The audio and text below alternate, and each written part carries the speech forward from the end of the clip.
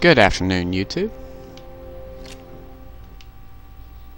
My previous attempt at recording didn't work all that well. I had a bunch of background noise and things that I really didn't care to have in a video. So we went through Kasserine. We evacuated a military hospital, got all the doctors and hopefully most of the patients out in one piece. Something tells me the patients had already been evac'd and we were just helping the doctors get out of there. So now we're moving through Kasserine and we're hopping onto a B-24 Liberator. Or B-34. B-54? I can't remember. But it's a big, huge airplane that carries bombs. That's that's all that matters. Dear brother, I hope this letter gets to you. I just got word that my squadron will be heading off for North Africa tomorrow. Alright guys, heads up. We're coming into the range of Iran. The 1st Infantry will be landing later this morning. We're gonna clear out as much resistance as possible. Hey, Stretch, isn't your brother in the big red one?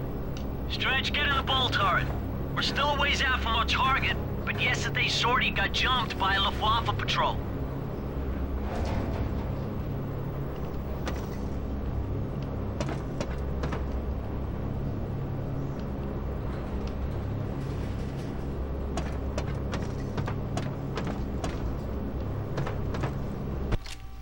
Alright, I'm going to take a moment. I'm going to fill in a little bit of history at this point. Being in a bomber, of all places, was one of the places that most pilots and just soldiers in general really did not want to be, because planes were not the best built in this time frame. And while they had armor plating didn't do very much. Your first worry was fighters.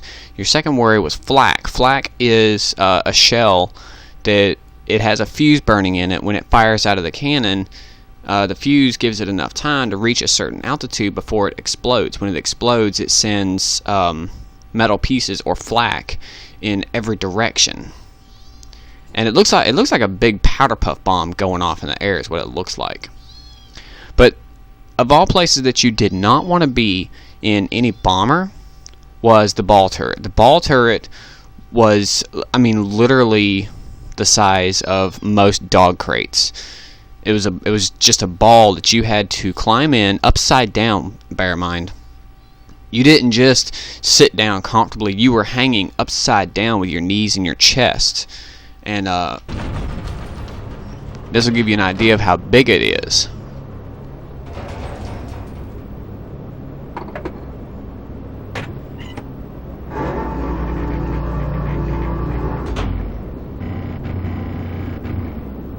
And as you Stretch, remember, you're responsible for any planes lower than the nose or tail. So stay awake down there. And you can see the ball turret of... Reporting contact, sir. Some kind of aerial convoy up ahead. Roger, I have them now. Looks like a chance for some target practice, boys. And you can see here some of the turrets in that plane right over there. You got the belly ball turret right there.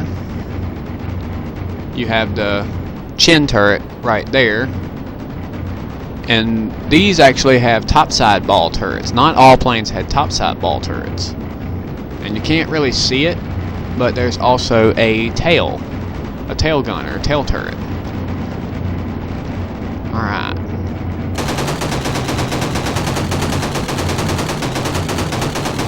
Nice shooting, Stretch.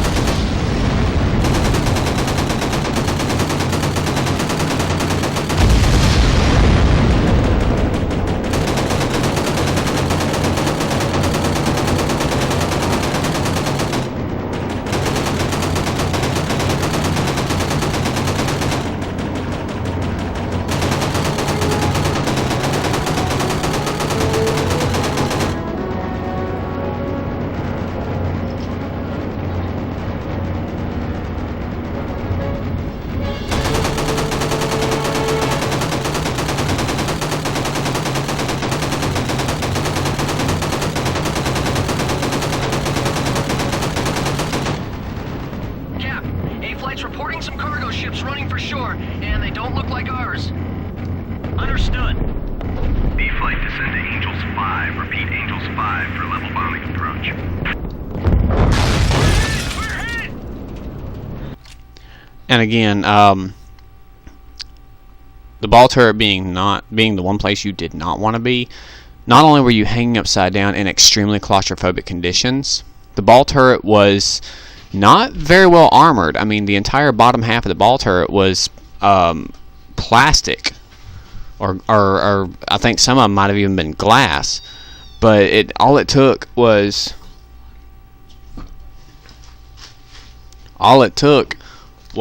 one bullet or even a flak shell going the wrong way, and ball turrets were not armored at all. They were very ticky, they were very touchy, and they were very easy to get jammed. They were very easy for something to come through that ball turret.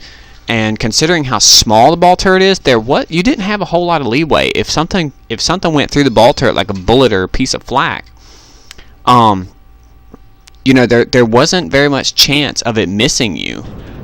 You okay? It's jammed! Hold on!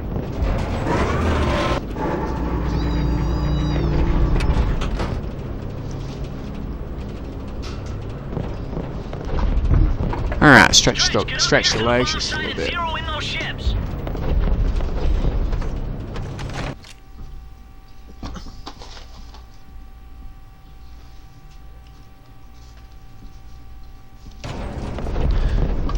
Sorry about that. Had something under my foot.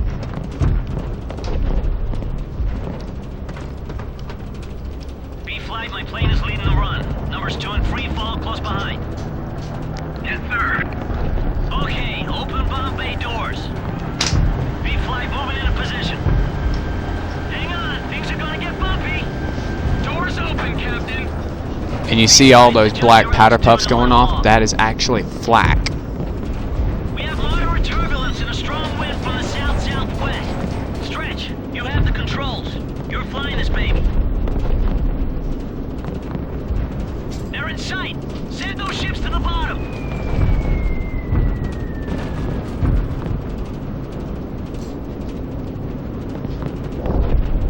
Nice hit there.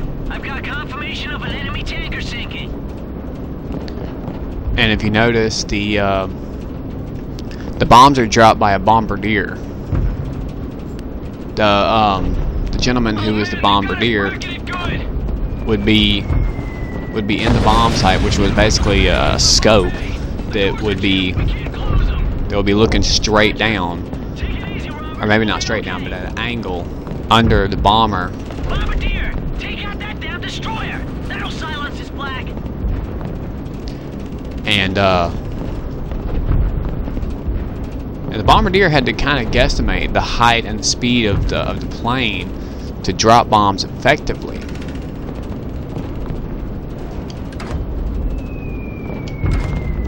And most bombardiers were pretty accurate. They could drop a bomb within 50 to 100 yards of their mark. Ah, that's one less destroyer for the Kriegsmarine. Get cozy. We're heading to a higher altitude. So whenever bombers would fly at low levels, the bombardier was in the belly of the plane, and you see just these windows here. So flak was a real big problem for low altitude. High altitude bombers. Stretch, I think we can expect some company soon. Take the gunner's position in the chin. Contact! We got crossfighters sighted at 12 o'clock high.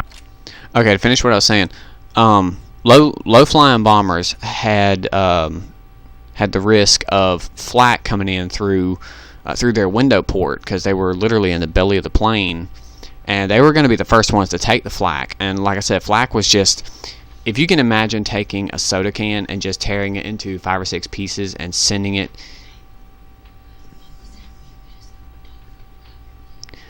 and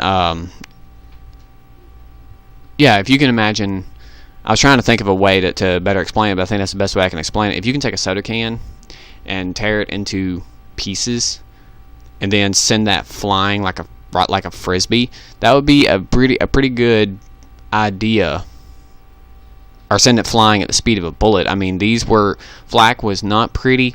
It was not articulate. It was just high-speed metal that would tear through planes like a hot knife through butter.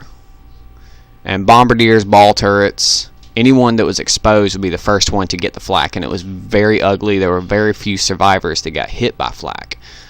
And the high-level bombers, the bombardier, that bomb sight could not zoom in. That bomb sight was not like auto-targeting or anything like the planes of today. So the bombardier had to guesstimate from altitude and the speed they were going. They had to guesstimate when the bomb sight was right where it needed to be to push the button and drop the bomb. B-Flight 1 to Squadron Command. Requesting permission to climb to Angels 3 and engage. Negative B, request denied. They're just scouts, John.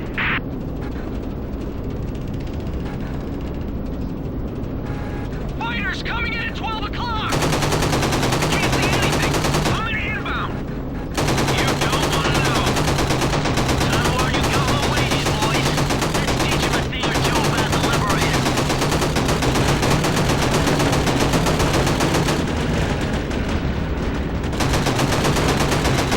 They got an Eagle exploration leader! Taking evasive maneuvers! We can sure use some fighter support right now.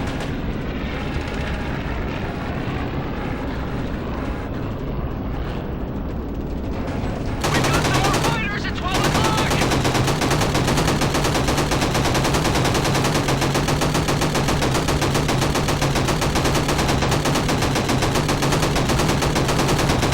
Damn it, Stretch, that one was mine!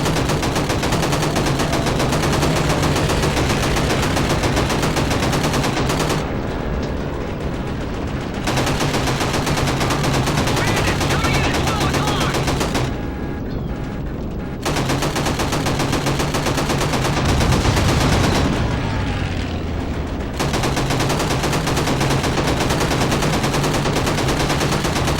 Stay alert, honey field.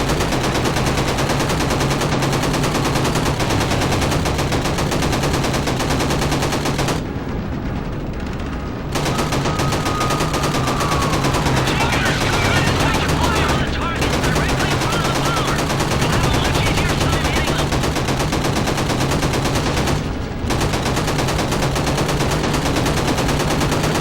at 12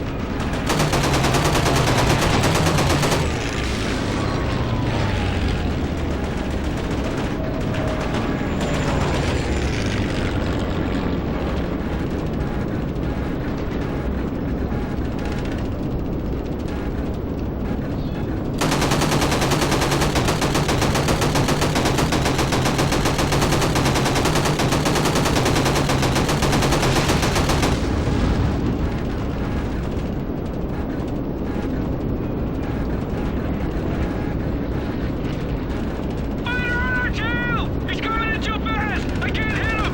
I can't! Who's hit? Ben? How's the tail? Johnson, what's your status? Damn it. Stretch, get back to the tail gun and take out that damn ace. Woo! Woo! Bomb bay doors are open, so this is like, oh my goodness. That's a long way down. God.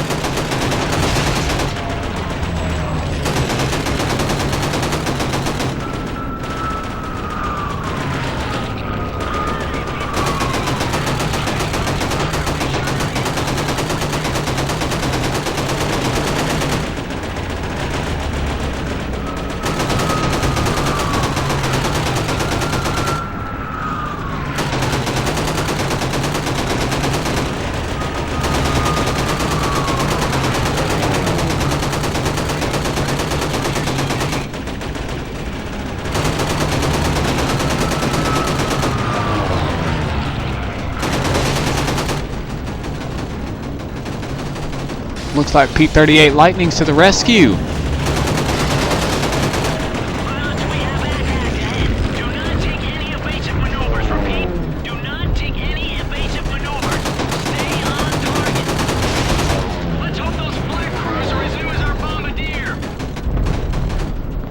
And see, look, you can see it. All those black clouds that you're seeing are flak.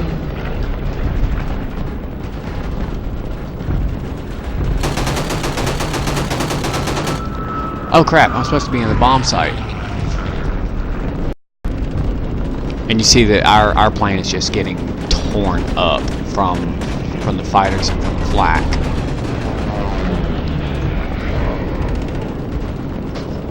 You have the control, Stretch. Make it count. Bombs away!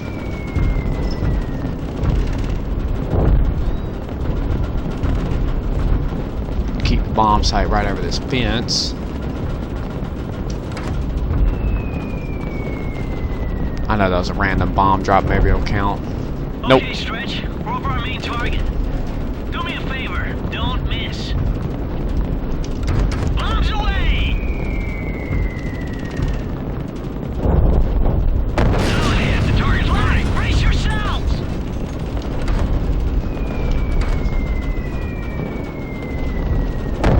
Hold on!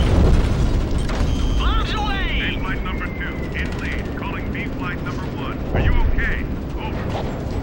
I've lost my co-pilot, but maintaining heading. Not bad, B flight. Not bad. We're headed home. Richie, radio HQ and report mission accomplished. Roger. And report 3 casualties. Yes, sir. That was some magnificent bombing, Stretch. I've never seen anything like it. You just got lucky, didn't you, Stretch? Well, don't let it go to your head. Stretch, I have to congratulate you for today. You did an incredible job. I'm gonna see that you're put up for a medal. You deserve it. Man, I'm gonna have to write home about this.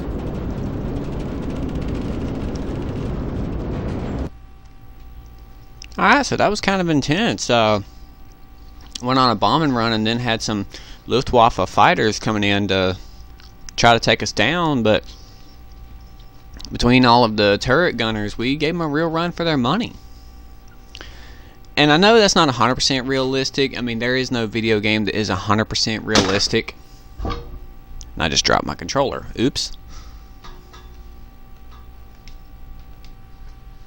There is no video game that's 100% realistic, ladies and gentlemen, but this one, I actually like this game because while it may not be 100% realistic, it does have a lot of fascinating facts about history. Some of the facts that are shown in this game, some of the historical features are very well known, some of them not quite so much. Some of the historical tidbits are kind of out in the broad, in the open, and very obvious. Some of them are not quite so obvious. But you can see that of the men and women that served during this time frame, that your turret gunners were the ones that were exposed more so than anyone else. And the bombardiers were the most exposed. They were the first ones to take the flak, well, besides the ball turret gunners. But yeah, this gives you a look at what it was like before we had computers, before we had sophisticated targeting, before we had smart bombs that could guide themselves. Now, smart bombs don't pack as much power as your, I guess you would say, your dumbfire warheads, because when you have to create the bomb and give it the foils and the fins to guide itself, and then you have to put the you have to arm it with what's the word I'm looking for? With small thrusters that could kind of guide it just a little bit in case of turbulence or wind maneuvering. And then you have to put the onboard, whether a camera or some kind of guidance chip that could keep it on target until it hit its target.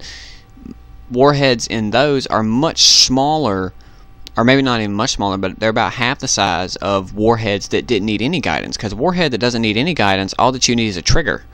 Put the trigger on there, put it in a casing, and just drop it.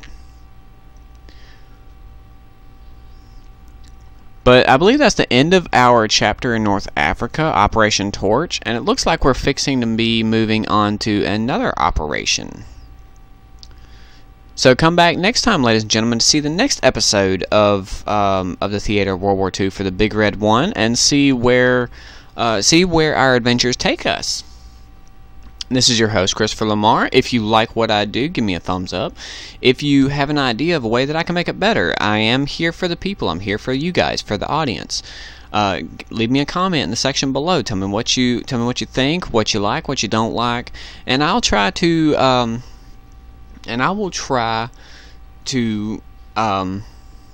cater my videos to what you guys like.